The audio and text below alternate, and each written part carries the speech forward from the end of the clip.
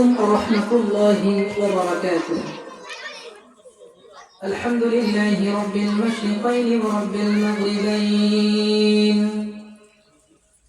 الذي خلق كل شيء زوجين وأوجب علينا الإحسان بالوالدين.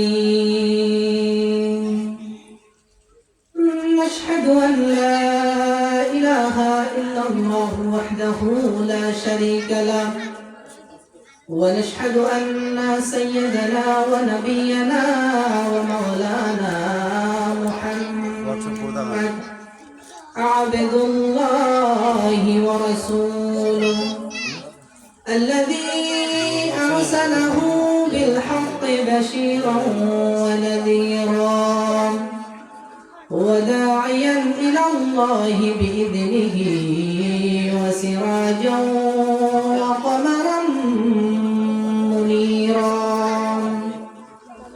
أما بعد فقد قال الله تعالى في كلامه المجيد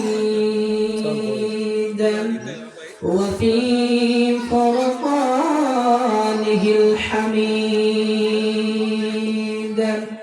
সকলে একটু মেহেরবানি করে আমার সাথে পড়ুন আউযু বিল্লাহি মিনাশ শাইতানির রাজীম বিসমিল্লাহির রাহমানির রহিম ইয়া আইয়ুহাল্লাযীনা আমানু إن من أزواجكم وأولادكم عدوا لكم فاحذروهم إلى آخر الآية. وقال رسول الله صلى الله عليه وسلم حق الولد على الوالد ثلاثة أشياء: أن يحسن اسمه إذا ولد ويعلمه الكتاب إذا عقل ويدبجه إذا أدرك أو كما قال عليه الصلاة والسلام. وقال تعالى في شأن حبيبه وما زادهم إلا إيمانا وتسليما. اللهم صل على سيدنا مولانا محمد وعلى آل سيدنا مولانا محمد. বেশি বেশি দরুদ পড়েন, দরুদ পড়েন সকলে, পড়লে দরুদ পাবেন শাফায়াত, পাবেন কাল হাশরে। আল্লাহুম্মা সাল্লি আলা সাইয়্যিদিনা মাওলানা মুহাম্মদ ওয়া আলা আলি সাইয়্যিদিনা মাওলানা মুহাম্মদ। একটু জিকির করি লা ইলাহা ইল্লাল্লাহ, জোরে লা ইলাহা ইল্লাল্লাহ, লা ইলাহা ইল্লাল্লাহ, লা ইলাহা ইল্লাল্লাহ। আল্লাহ নামের জিকির করবে যারা, আল্লাহর প্রিয় বান্দা তারা, আল্লাহর প্রিয় বান্দা যারা, জান্নাতে প্রবেশ করবে তারা। জোরে লা ইলাহা ইল্লাল্লাহ, ও লা ইলাহা ইল্লাল্লাহ, ও লা ইলাহা ইল্লাল্লাহ, লা ইলাহা ইল্লাল্লাহ মুহাম্মাদুর রাসূলুল্লাহ সাল্লাল্লাহু আলাইহি ওয়াসাল্লাম। আলহামদুলিল্লাহ, ঐতিহ্যবাহী দ্বীনি শিক্ষা প্রতিষ্ঠান পূর্ব হাসনাবাদ সৌতুল কোরআন নুরানি মাদ্রাসা ও হিফজখানার উদ্যোগে আয়োজিত আজকের এই বার্ষিক ওয়াজ মাহফিলের সম্মানিত সভাপতি, জুলঙ্গাতমারা ইউনিয়ন পরিষদের সম্মানিত সুযোগ্য চেয়ারম্যান জনাব মোহাম্মদ জানি আলম, আজকের মাহফিলের সম্মানিত উদ্বোধক দুই নং দাঁতমারা ইউনিয়ন পরিষদ ৬ নং ওয়ার্ডের সম্মানিত ইউপি সদস্য জনাব মোহাম্মদ নাসিরউদ্দিন কোম্পানি সাহেব, আজকের মাহফিলের সম্মানিত প্রধান অতিথি মার্কুরি বাংলাদেশ প্রাইভেট লিমিটেডের সম্মানিত ব্যবস্থাপনা পরিচালক জনাব মোহাম্মদ শাহাদাত হোসেন সাহেব, আজকের মাহফিলের সম্মানিত প্রধান আলোচক চট্টগ্রাম চন্দনপুরা শাহী জামে মসজিদের সম্মানিত খতিব বিশিষ্ট আলেমে দ্বীন হযরত মাওলানা মোহাম্মদ হেলালুদ্দিন সাহেব, আজকের মাহফিলের সম্মানিত বিশেষ বক্তা বিশিষ্ট আলেমে দ্বীন আকবরপাড়ার জামে মসজিদের সম্মানিত খতিব হযরত মাওলানা জাহাঙ্গীর আলম সাহেব, আজকের মাহফিলের সম্মানিত অতিথি সম্মানিত ওয়াইজিনে কেরামকে সুস্থতার সাথে আজকের মাহফিলে আসার জন্য আল্লাহ তাআলা তৌফিক দান করেন, বলেন আমিন। সম্মানিত উপস্থিতি, আমি আল্লাহ তাআলার এক নগণ্য গোলাম, ইলমবিহীন আমলবিহীন, এমনকি আপনাদের সামনে কিছু কথা বলবো এমন যোগ্যতাবিহীন গোলাম। কোরআন ও হাদিসের আলোকে কয়েকটি কথা বলার জন্য আপনাদের সামনে উপস্থিত হয়েছি। আল্লাহ যদি তৌফিক দান করেন, কোরআন হাদিসের আলোকে সংক্ষিপ্ত সময়ের মধ্যে সংক্ষিপ্ত কিছু কথা বলবো ইনশাআল্লাহ। আল্লাহর কাছে তৌফিক চাই, আপনাদের কাছে দোয়া চাই। যেহেতু আমার সময় সংক্ষিপ্ত সময়ের মধ্যে কিছু কথা বলবো ইনশাআল্লাহ। সর্বপ্রথম আল্লাহ তাআলার দরবারে শুকরিয়া আদায় করি যে রব্বুল ইজ্জত ওয়াল জালাল আমাদেরকে অত্যন্ত মেহেরবানি করে, দয়া করে, করুণা করে, রহমত করে, দল মত নির্বিশেষে আজকের একটি দ্বীনি মাহফিলে আসার জন্য, বসার জন্য তৌফিক দিলেন। যে আল্লাহ তাআলা আপনাকে আমাকে সুস্থ রাখলেন, কালিমাতুশ শুকর আদায় করি, উচ্চস্বরে বলি আলহামদুলিল্লাহ। আর একটু জোরে বলি আলহামদুলিল্লাহ। দরুদ সালাম পেশ করি সাইয়্যিদুল মুরসালিন রাহমাতাল লিল আলামিন, ইমামুনা খুদওয়াতুনা, আমার নবী, আপনার নবী, নবীদের নবী, বিশ্ব নবী জনাব মুহাম্মদুর রাসূলুল্লাহ, সকলে পড়ি সাল্লাল্লাহু আলাইহি ওয়াসাল্লাম। যেই নবীকে পেয়ে আমরা খুশি নাকি বেজার? কথা বলেন। যেই নবীর জন্য আমরা কোরআন পেয়েছি, যেই নবীর জন্য আমরা ইসলাম পেয়েছি, যেই নবীর জন্য আমরা সেই কঠিন কিয়ামতের ময়দানে শাফায়াতের আশা রাখি, সেই নবীকে পেয়ে আমরা খুশি না বেজার? সেই নবীর জন্য ভালোবাসা আমাদের অন্তরে আছে না নাই? কারণ রাসূলকে ভালোবাসলে আমাদের শেষ নবী বিশ্বনবী জনাব মুহাম্মদুর রাসূলুল্লাহ সাল্লাল্লাহু আলাইহি ওয়াসাল্লামকে ওর ভালোবাসা যদি আমাদের অন্তরে না থাকে, তাহলে আমরা পরিপূর্ণ ঈমানদার হতে পারবো না, ঠিক না? পরিপূর্ণ ঈমানদার হওয়ার জন্য বিশ্বনবীর ভালোবাসা আমাদের প্রত্যেকের অন্তরে থাকতে হবে, ঠিক না? রাসূল করিম সাল্লাল্লাহু আলাইহি ওয়াসাল্লাম হাদিস শরীফের মধ্যে বলেন, লা ইউমিনু আহাদুকুম হাত্তা আকুনা হাব্বা ইলাইহি মিন ওয়ালিদিহি ওয়া ওয়ালাদিহি ওয়ান নাসি আজমাইন। তোমাদের মধ্যে ততক্ষণ পর্যন্ত কেউ পরিপূর্ণ ঈমানদার হতে পারবে না যতক্ষণ না আমি রাসূল তোমাদের সন্তান সন্ততি, তোমাদের পিতামাতা, তোমাদের আত্মীয় স্বজন এবং দুনিয়ার সকল মানুষের চাইতে যতক্ষণ না আমি রাসূলের ভালোবাসা তোমাদের অন্তরে বেশি থাকবে। সুবহানাল্লাহ পড়েন। সুতরাং ঈমানদার হওয়ার জন্য রাসূলকে ভালোবাসতে হবে কি হবে না? আবার শুধু ভালোবাসলেই হবে না, রাসূলের ভালোবাসলে আপনি পরিপূর্ণ ঈমানদার হতে পারবেন, কিন্তু রাসূলকে ভালোবাসলে আপনি জান্নাতে যেতে পারবেন না। জান্নাতে যদি আপনি যেতে হয়, ওই রাসূলকে অনুসরণ করতে হবে, ঠিক কি না? রাসূলকে অনুসরণের মাধ্যমে আমাদের জন্য রয়েছে আল্লাহর ভালোবাসা, আমাদের জন্য রয়েছে আল্লাহর ক্ষমা। রাসূলের অনুসরণের মধ্যে, অনুকরণের মধ্যেই আমাদের জন্য রয়েছে আল্লাহ তাআলার সৃষ্টি করা আমাদের জন্য জান্নাত। বলেন সুবহানাল্লাহ। আল্লাহ রাব্বুল আলামিন পবিত্র কোরআনুল কারীমের সূরাতুল আলে ইমরানের 31 নম্বর আয়াতের মধ্যে সুন্দর করে আমাদেরকে জানিয়ে দিলেন, قل إن كنتم تحبون الله فاتبعوني يحببكم الله ويغفر لكم ذنوبكم والله غفور رحيم. আওয়াজ দিয়ে বলেন আল্লাহু আকবার। আল্লাহ রাব্বুল আলামিন পবিত্র কোরআনুল কারীমের সূরা আলে ইমরানের 31 নম্বর আয়াতের মধ্যে আমাদেরকে জানিয়ে দিলেন, ওগো নবী, আপনি আমার বান্দাদেরকে জানিয়ে দেন, আপনি আমার গোলামদেরকে জানিয়ে দেন, ইন কুনতুম তুহিব্বুনাল্লাহ, তারা যদি আমি আল্লাহকে ভালোবাসতে চাই, অথবা তারা যদি আমি আল্লাহর ভালোবাসা পেতে চাই, ফাত্তাবিউনি, তারা যেন আপনাকে অনুসরণ করে। ফাত্তাবিউনি, তারা যেন আপনাকে অনুসরণ করে। অনুসরণ মানে কি? রাসূল ব্যক্তিগত জীবন যেইভাবে পরিচালনা করেছেন, রাসূল সামাজিক জীবন যেভাবে পরিচালনা করেছেন, রাসূল রাষ্ট্রীয় জীবন যেভাবে পরিচালনা করেছেন, প্রত্যেকটা কাজে প্রত্যেকটা কর্মের মধ্যে রাসূলকে অনুসরণের নাম হলো ফাত্তাবিউনি। রাসূলকে যদি আমরা অনুসরণ করতে পারি, অনুকরণ করতে পারি, আল্লাহ বলেন ইউহিব্বুকুমুল্লাহ, আমি আল্লাহ নিজেই ওই বান্দাকে ভালোবাসবো। বলেন সুবহানাল্লাহ। আল্লাহর ভালোবাসা পেতে চাই কি চাই না? আল্লাহর ভালোবাসা পেতে হলে অবশ্যই রাসূলকে অনুসরণ করতে হবে। রাসূলকে যদি আমরা অনুকরণ করতে পারি, আল্লাহ আমাদেরকে ভালোবাসবে। বলেন সুবহানাল্লাহ। শুধু ভালোবাসবে এটা নয়, শুধু ভালোবাসবে এটা নয়, ইয়াগফির লাকুম যুনুবাকুম, আল্লাহ রাব্বুল আলামিন যেই ব্যক্তিকে ভালোবাসবেন ওই ব্যক্তির জীবনের গুনাহগুলোকে মাফ করে দেবেন। বলেন সুবহানাল্লাহ। সম্মানিত উপস্থিতি, সময় সংক্ষিপ্ত, আমি পবিত্র কোরআনুল কারীম থেকে সূরা তাগাবুনের 14 নম্বর আয়াতে কারিমা তেলাওয়াত করেছি। আল্লাহ যদি আমাকে তৌফিক দান করেন, সংক্ষিপ্ত সময় কিছু গুরুত্বপূর্ণ কথা বলবো ইনশাআল্লাহ। ওয়া মা তাওফীকি ইল্লা বিল্লাহ।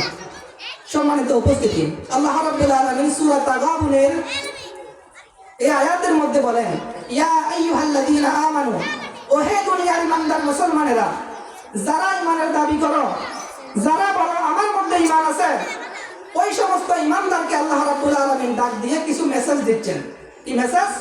ইন্না, নিশ্চয়, আল হুরুফুল মুশাব্বাহা বিল ফিআল, আল্লাহ রাব্বুল আলামিন তাগিদ দিয়ে বলতেছেন নিশ্চয়, ইন্না মিন আজওয়াজিকুম, নিশ্চয় তোমাদের কোন কোন স্ত্রী, ও আওলাদিকুম, তোমাদের কোন কোন সন্তান, আদুওয়াল লাকুম, তোমাদের শত্রু হয়ে যাবে, ফাহজারুহুম, তোমরা সাবধান হয়ে যাও। মুসলমান একটু খেয়াল করেন, আল্লাহ রাব্বুল আলামিন ঈমানদারকে ডাক দিয়ে বলতেছেন, ও ঈমানদারেরা, নিশ্চয় তোমাদের স্ত্রী, তোমাদের সন্তান, তোমাদের শত্রু। চিন্তা করেন, আপনার স্ত্রী, আপনার সন্তান কেন আপনার শত্রু হবে? দুনিয়াতেও শত্রু হবে, আখিরাতের মধ্যেও আপনার শত্রু হবে। আপনার সন্তান কেন আপনার শত্রু হবে, এই বিষয়ে কিছু কথা বলবো ইনশাআল্লাহ। বলেন সবাই, বলেন ইনশাআল্লাহ। কেন আপনার সন্তান আপনার শত্রু হবে? দুনিয়াতেও হবে, আখিরাতেও হবে। দুনিয়াতে কেন হবে? আপনি সন্তান জন্ম দিয়েছেন, কিন্তু সন্তানটাকে মানুষের মতো মানুষ করতে পারেন নাই। যেভাবে মানুষ করা প্রয়োজন, যেভাবে ওই সন্তানকে গড়ে তোলা প্রয়োজন, আপনি মা হিসাবে, আপনি বাবা হিসাবে ওই সন্তানের জন্য আপনি যথাযথ দায়িত্ব পালন করতে পারেন নাই। সেই জন্য সেই সন্তান দুনিয়াতেও আপনার শত্রু হবে, কিয়ামতের ময়দানেও আপনার শত্রু হবে। দুনিয়াতে কেন শত্রু হবে? যদি আপনি আপনার সন্তানকে ইসলামিক শিক্ষায় শিক্ষিত না করেন, কোরআনিক শিক্ষায় শিক্ষিত না করেন, ইসলামিক নলেজ যদি আপনি আপনার সন্তানের অন্তরের ভিতর প্রবেশ করিয়ে না দেন, দুনিয়ার জমিনে ওই সন্তান আপনার জন্য শত্রু হবে। কেন হবে? আপনার সন্তানের বিরুদ্ধে লোকজন, সমাজের মানুষেরা আপনাকে লাগাবে। আপনার সন্তানের বিরুদ্ধে বলবে যে আপনার সন্তান খারাপ, আপনার সন্তানের চলাফেরা ঠিক নাই, কথাবার্তা ঠিক নাই, আচরণ ঠিক নাই। কেন ঠিক নাই? এর জন্য পিতা মাতা হিসেবে আপনারাই দায়ী। কারণ যথা শিক্ষা, যথা নিয়ম নীতি, ইসলামিক শিক্ষার মাধ্যমে আপনি আপনার সন্তানকে গড়ে তুলতে পারেন নাই বলেই ওই সন্তান দুনিয়ার জমিনে আপনার শত্রু হবে। কারণ মানুষ সন্তানকে জন্ম দিলেই হবে না, সন্তানকে মানুষের মতো গড়ে তুলতে হবে, ঠিক কিনা?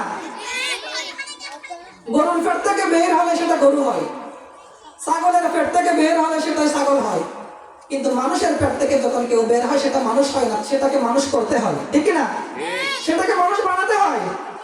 সুতরাং দুনিয়ার জমিনে যদি আপনি আপনার সন্তানের জন্য যে দায়িত্বগুলো পালন করা দরকার, সেই দায়িত্বগুলো যদি আপনি সঠিকভাবে পালন করতে না পারেন, দুনিয়ার জমিনে ওই সন্তানের জন্য আপনাকে লাঞ্ছনা ভোগ করতে হবে, অপমানিত হতে হবে, এবং কিয়ামতের ময়দানেও আপনাকে ওই সন্তানের জন্য লাঞ্ছনা, কষ্ট আপনাকে ভোগ করতে হবে। কেন ভোগ করতে হবে? আপনার সন্তানের অপরাধের জন্য, আপনার সন্তানের গুনার জন্য।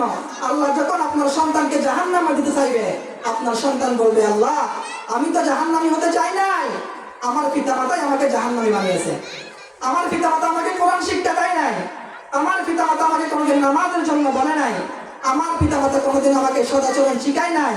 সুতরাং আমি আজকে জাহান্নামে যেতে চাই না। জাহান্নামে যদি আমি যেতে হয়, আমার পিতা মাতা সহ আমি একসাথে জাহান্নামে যাব। বলেন নাউযুবিল্লাহ।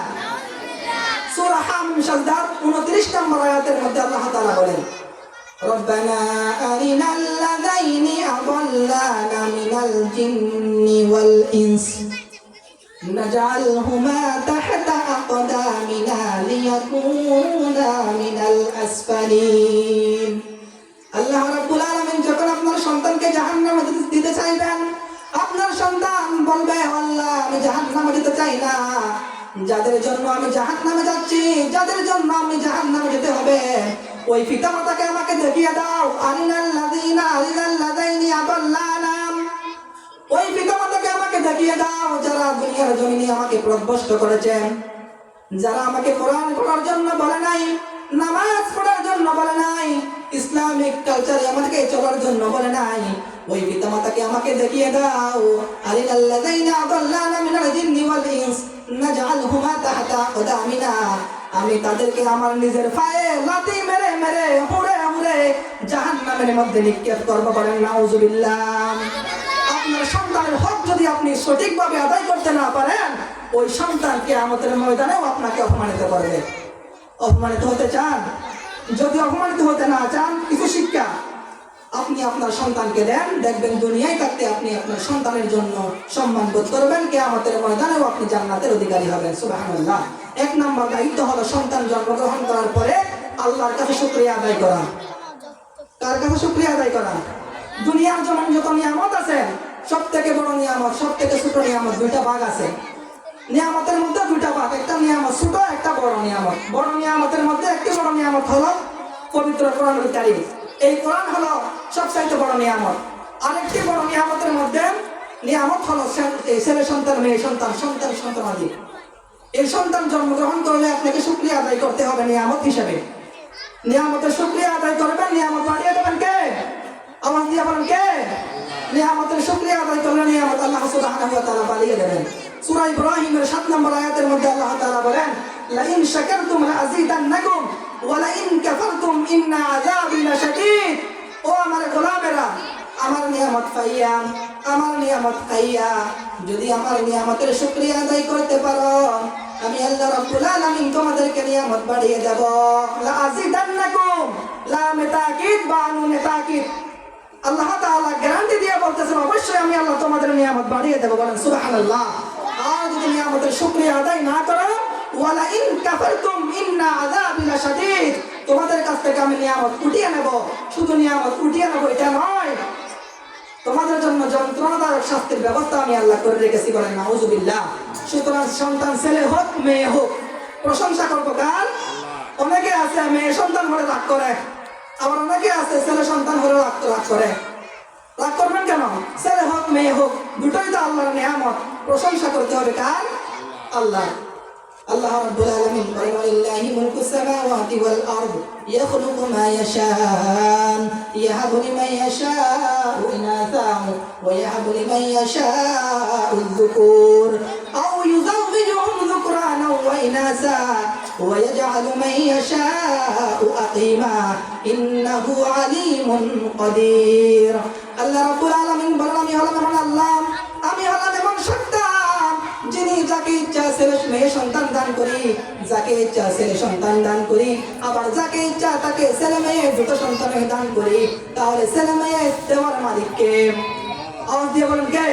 ছেলে দেওয়ার মালিক আল্লাহ, মেয়ে দেওয়ার মালিক আল্লাহ, ছেলে মেয়ে দুটো দেওয়ার মালিক কে? আল্লাহ। আবার আল্লাহ বলতেছেন, আও ইউযাওবিজুহুম যুকরানা ওয়া ইনাসা ওয়া ইয়াজআলু মান ইয়াশাউ আকিমা। আমি আল্লাহ কাউকে চাইলে না চাইলে ছেলেও দিই না, মেয়েও দেই না। বলেন সুবহানাল্লাহ। সুতরাং ছেলে হোক মেয়ে হোক, প্রশংসা করবো কার? 2 নম্বর হলো সন্তানের সুন্দর একটি নাম। 2 নম্বর হলো সন্তানের জন্য জন্মের পরে ডান কানে আযান, বাম কানে ইকামত দেওয়া। এটা রাসূল করিম সাল্লাল্লাহু আলাইহি ওয়াসাল্লামের সুন্নাহ। সন্তান যখন জন্মগ্রহণ করবে তখন সন্তানের ডান কানের মধ্যে আযান, বাম কানের মধ্যে ইকামত দিয়ে দাও। কারণ সন্তান যখন ছোটবেলায় তাওহীদের বাণী শুনবে, তখন ওই সন্তান বড় হয়ে আর ইসলাম বিদ্বেষী হবে না। সুতরাং সন্তান যখন জন্মগ্রহণ করবে, ওই সন্তানের কানের মধ্যে আযান দেওয়ার প্রয়োজন আছে না নাই? সংক্ষিপ্ত সময় সংক্ষিপ্ত, সুতরাং হাদিসটি বলতে পারতেছি না, সংক্ষিপ্ত করতেছি। তাহলে সন্তানের প্রতি পিতা মাতার 2 নম্বর দায়িত্ব হলো জন্মের পরে সুন্দর ডান কানের মধ্যে আযান, বাম কানে ইকামত দেওয়া। 3 নম্বর দায়িত্ব হলো সন্তানের জন্য 7 দিনের মধ্যে সুন্দর একটি নাম রাখা, এটা পিতামাতার হক, সন্তানের পিতামাতার উপর হক সন্তানের প্রতি। রাসূল কারীম সাল্লাল্লাহু আলাইহি ওয়াসাল্লাম বলেন, হাক্কুল ওয়ালাদি আলাল ওয়ালিদি সালাসাতু আশিয়া। প্রত্যেক পিতামাতার উপর সন্তানের জন্য এক হাদিসের মধ্যে বলেন 3টি হক রয়েছে। কয়টি হক? 3টি হক। 1 নম্বর, ইউহসিনা ইসমুহু ইযা ওয়ালাদা। সন্তান যখন জন্মগ্রহণ করবে ওই সন্তানের জন্য সুন্দর একটি নাম রাখা। কিন্তু কোরআন হাদিস থেকে তো এখন নাম রাখা হয় না, নাম রাখা হয় বিভিন্ন উপন্যাস থেকে। নাম রাখবেন সাহাবীদের নাম, নাম রাখবেন নবী রাসূলের নাম। কোরআন হাদিস থেকে নাম রাখবেন, ওই নামের জন্যই কিয়ামতের ময়দানে হয়তো আপনার নাজাতের উসিলা হতে পারে। কারণ কিয়ামতের ময়দানে আল্লাহ রাব্বুল আলামিন সন্দেহে মানুষকে ডাকবে তার নাম সহ এবং তার পিতার নাম সহ। রাসূল কারীম সাল্লাল্লাহু আলাইহি ওয়াসাল্লাম বলেন, ইউদআউনা ইয়াওমাল কিয়ামাতি বিআসমাইকুম ওয়া আসমাই আবাইকুম ফাহসানু আসমাইকুম। কিয়ামতের ময়দানে তোমাদেরকে তোমাদের নাম এবং তোমাদের পিতামাতার নাম ধরে ডাকা হবে। সুতরাং তোমরা দুনিয়ার জমিনে সুন্দর সুন্দর নাম রাখো, অর্থবোধক ইসলামিক নাম রাখো। 3 নম্বর দায়িত্ব হলো সন্তানের জন্য আকিকা দেওয়া। 7 দিনের মাথায় আকিকা দেওয়া, কারণ প্রত্যেক সন্তান তার আকিকার সাথে বন্ধনে আবদ্ধ।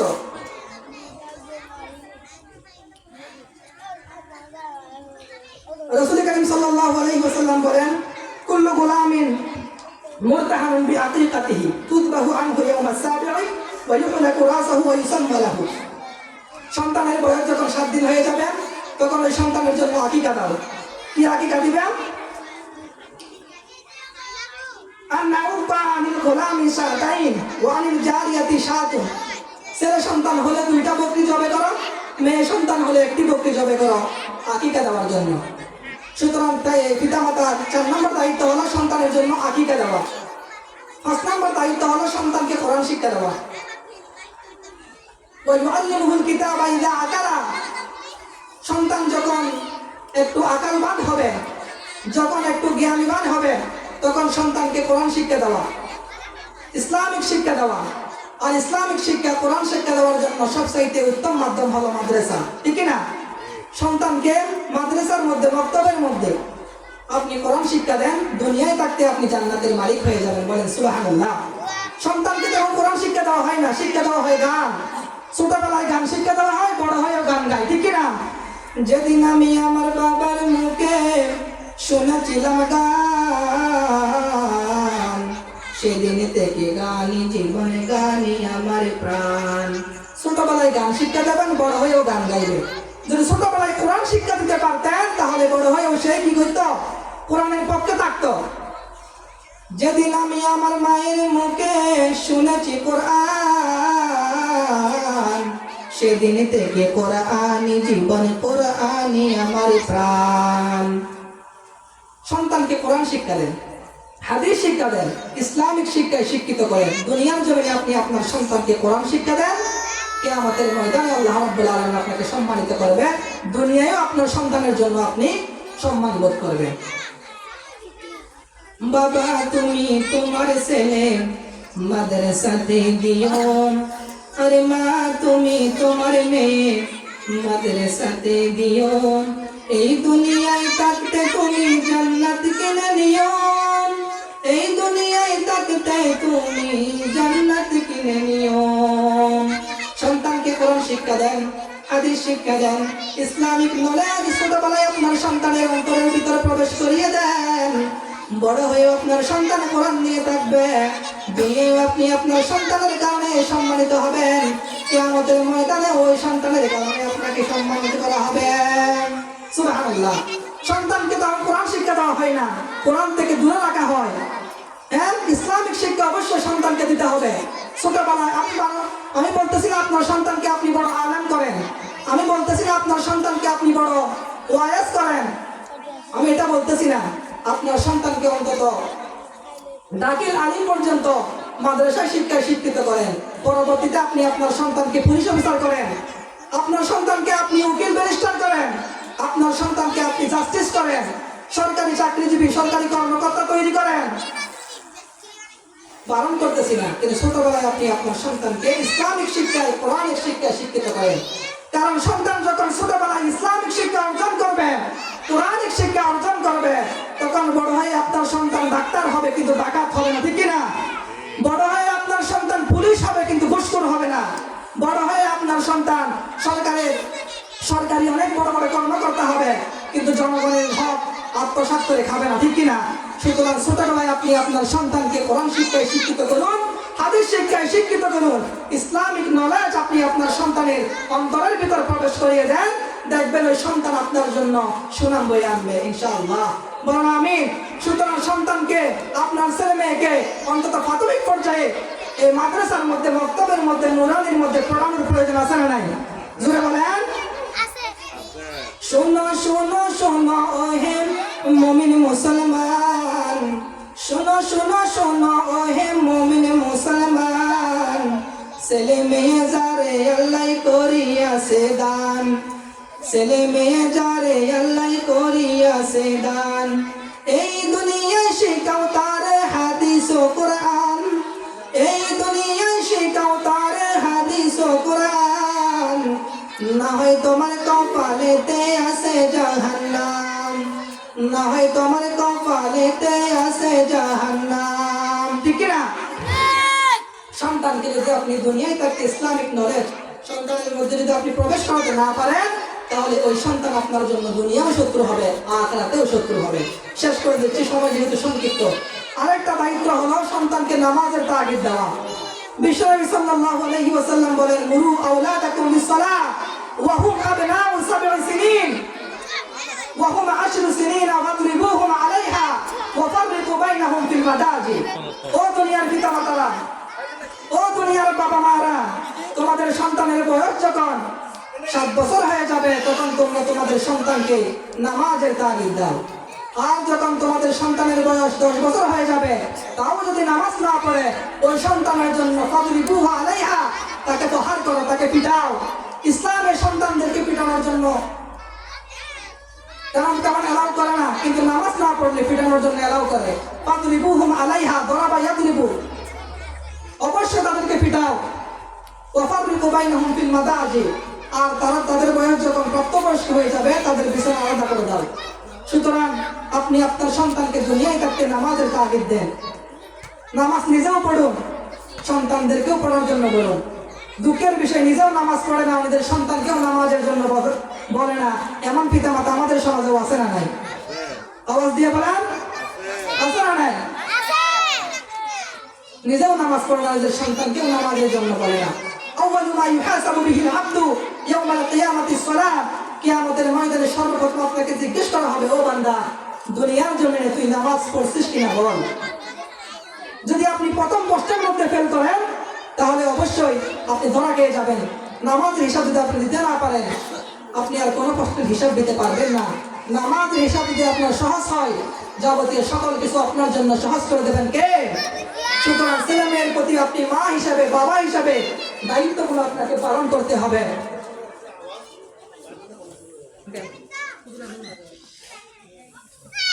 পিতামাতা হিসাবে আপনাকে আপনার দায়িত্ব অবশ্যই পালন করতে হবে। সন্তানের প্রতি আপনাকে যেই দায়িত্বগুলো রয়েছে ওই দায়িত্ব আপনাকে পালন করতে হবে। আপনি দোষ দেন, আমার সন্তান কথা শুনে না, আমার সন্তান আমার অবাধ্য, আপনার সন্তান অবাধ্য তো আপনার জন্যই হয়েছে, কারণ আপনি মা হিসাবে সন্তানের হক পরিপূর্ণ আদায় করতে পারেন নাই, আপনি বাবা হিসাবে সন্তানের হক পরিপূর্ণ আদায় করতে পারেন নাই, আবার সন্তানের দোষ দেন আপনি কেমনে?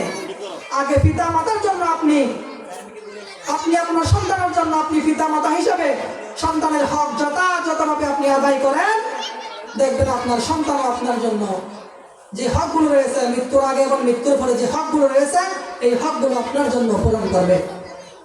সম্মানিত উপস্থিতি, সুতরাং আপনার ছেলে মেয়েকে আপনি মাদ্রাসার মধ্যে ভর্তি করান, নুরানিতে ভর্তি করান, কোরআন শিক্ষায় শিক্ষিত করুন, অন্তত দাখিল আলিম পর্যন্ত আপনি আপনার সন্তানকে ইসলামিক শিক্ষায় শিক্ষিত করুন।